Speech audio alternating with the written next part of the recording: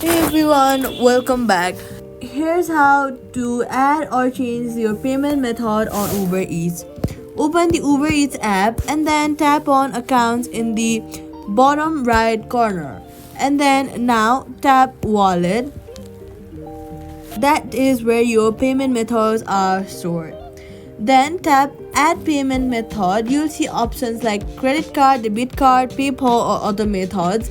Enter your card number, expiry date, or your CVV and make sure all the details are correct.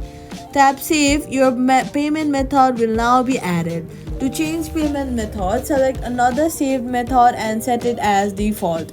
That's how to add or change the payment methods on Uber Eats. Subscribe for more quick fixes.